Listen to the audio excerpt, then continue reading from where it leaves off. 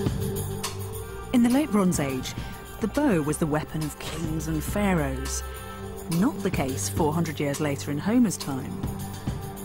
For him, bows weren't purely heroic. Instead, they were often the weapon of the coward, killing at long range. For example, he puts a bow into the hands of Paris to kill unbeatable Achilles. And in the Iron Age, this grand chariot warfare was nearly all gone as well.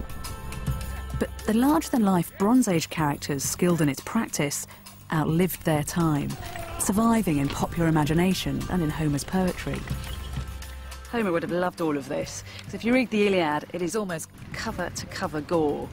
And he was bothered by the inconsistencies and messiness of war, but he certainly didn't mince his words when it came to describing the various gruesome ways that men could die. This is a passage from Book 16, and if you're squeamish, you should cover your ears. Idomeneus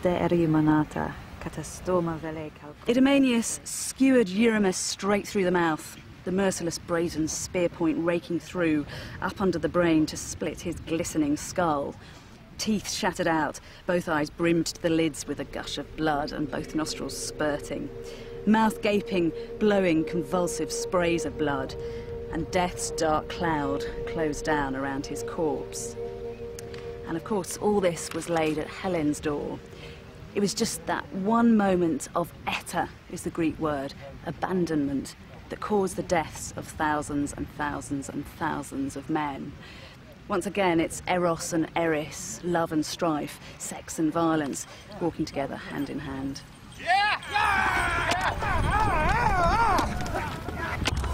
Homer has latched on to an oral tradition where heroes fought, where people made their name. Chariot warfare is spectacular. It is show-offy. It is glamorous. So it is the sort of thing they would do here on this theatre. Yeah. If you're fighting warfare like this, people are going to make their names, names that will last forever. Many of the most dramatic scenes in Homer involve heroic single combat. In one of the most famous episodes in the Iliad, Homer tells how Paris agrees to take on Helen's aggrieved husband Menelaus in full view of the city. Helen's sitting in her rooms, but Iris, the messenger of the gods, calls her out. "You can't miss this," she says. "Your two husbands are fighting to the death over you." And as she walks onto the walls, King Priam asks her to pick out the Greek heroes. "There's wily Odysseus," she says. "There's Ajax, he's a giant of a man. There's red-haired Menelaus."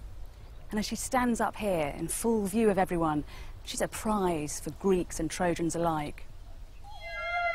The old men of Troy start to gossip, whispering in their dry voices like cicadas. "Ah, there she goes," they say. "Now I understand why we're suffering such agony. What beauty, terrible beauty." We've only got Homer's word for all of that, but if you come to Troy, the archaeology fits. I'm standing on the ramparts of the royal citadel.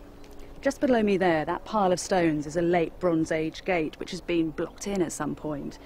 Behind that, there's the edges of the town, and then just beyond, a broad, flat plain. Travel west and you hit Beshik Bay, where Greek ships beached. Everything points to this being the perfect vantage point.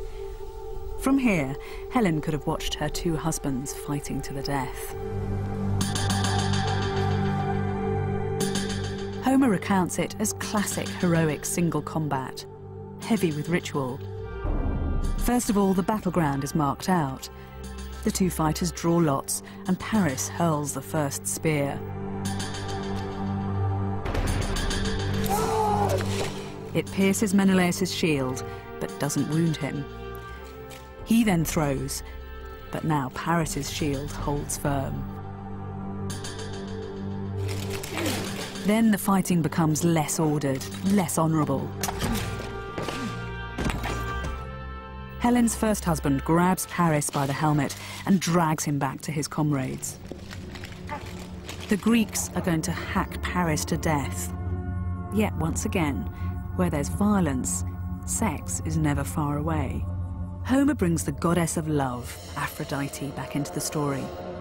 She covers the battlefield in mist, releases the forlorn Paris, and spirits him back to safety in Troy. But Aphrodite hasn't finished yet.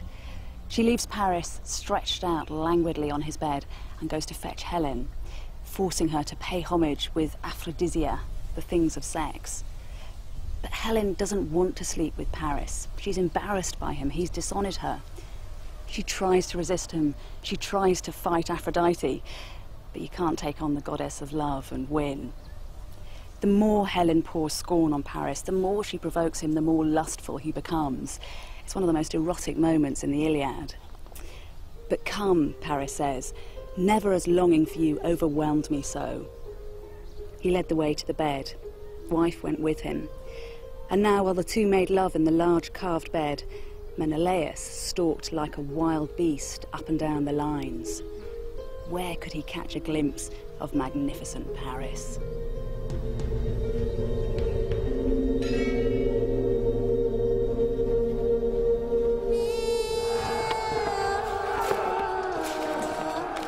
The fighting rages on, and one by one, the heroes fall.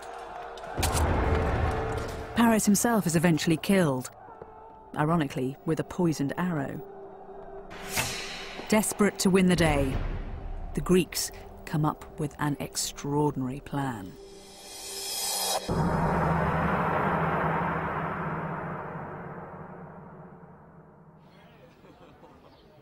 If there really was a Trojan horse, it certainly didn't look like this one at Troy today. It's hard to imagine anyone hiding troops in here. The Trojan horse has become an icon of the war and of the superiority of Greek brain over Trojan brawn. And it's helped to cement Helen's reputation as dangerous and untrustworthy.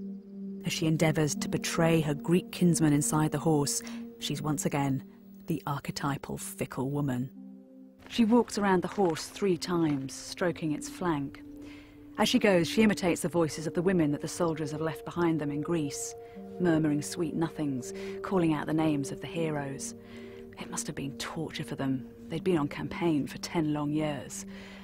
But for once, Helen's charms weren't quite powerful enough, and Troy's fate was sealed.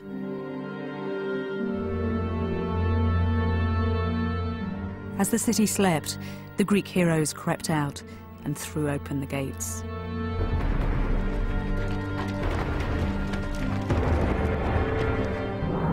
The women of Troy were taken as slaves, the men slaughtered. And what of Helen? Was she cowering in the corner of a city somewhere, or waiting, praying, desperate for Menelaus to come and rescue her? Well, the Greeks keep their options open, and they told both sides of the story.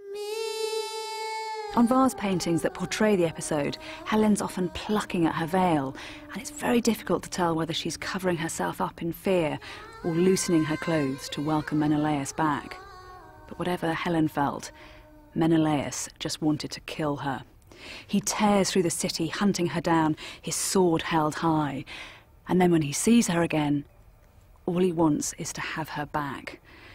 The Greek playwrights made a great deal of this, saying it wasn't Helen's beautiful face, but her beautiful breasts that turned his hate to lust. Once again, Helen is an irresistible force of nature. The Spartan queen was returning home.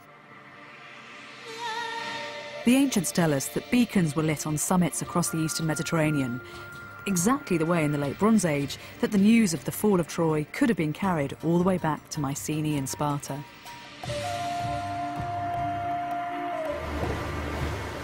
Meanwhile, Helen and Menelaus were taking a slower route home by sea.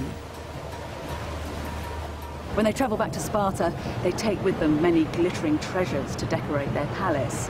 And one of the gifts that Helen is given is a golden spindle. A golden spindle has been found in a Bronze Age grave. So once again, Homer isn't just concocting a fairy tale, he's itemizing specific details from the distant past.